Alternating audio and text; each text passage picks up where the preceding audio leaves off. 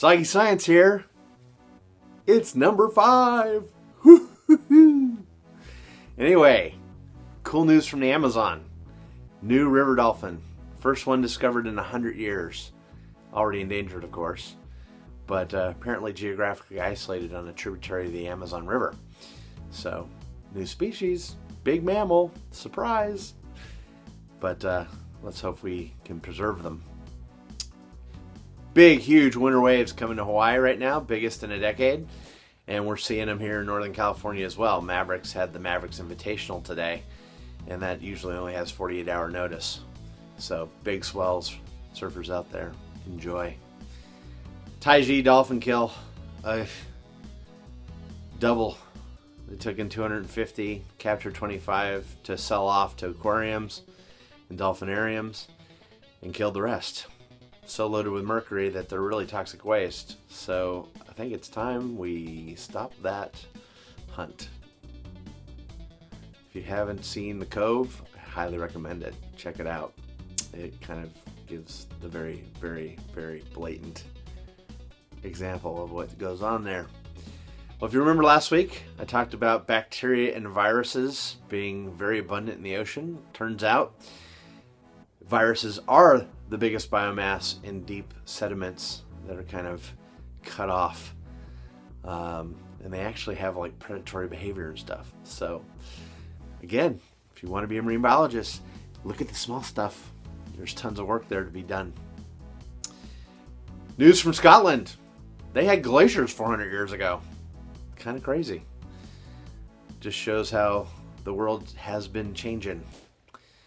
But interesting news. If you don't know what a mantis shrimp is, check them out. Turns out their eyes are super different than any other eyes out there. They have 12 cells for seeing color, although they're not as sensitive to color as we are. Actually, their eyesight works more like a scanning camera, similar to satellite imagery. So scientists have been looking at the mantis shrimp to see how they view the world, because it is so different, and potentially it will make our satellite viewing technology even better. Hopefully improving science in the pursuit and process. War on lionfish is finally showing some results. Some long-term studies have shown that the lionfish culling and hunting that's going on in the Caribbean and the Atlantic is showing positive trends. So keep it up, guys. Check out Lionfish University and the other lionfish supporters in Reef. They're pushing the efforts forward to help kill the invasive species that is the lionfish in our side of the world. Southwestern Australia, Perth, still moving forward with their calls. Death threats, protests. The news is growing and getting crazier and crazier. Tons of money being spent. Again, probably better to spend it on other issues, especially in light of the recent news that sharks raised in skates are highly endangered, and many species could become extinct within the next 15 to 20 years. So better to keep those guys alive.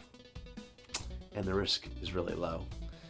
On another front, Mike Coots, who is a surfer who lost his leg to a tiger shark in Hawaii, is still surfing and actively promoting preserving sharks. So same thing's happening in Australia as well. If the guys who've been bitten by sharks can get out there and say we need to protect them, maybe we should listen to the guys that have actually paid the price for being in the environment and having to deal with sharks for real. Shame on you, Western Australia. Blackfish effect.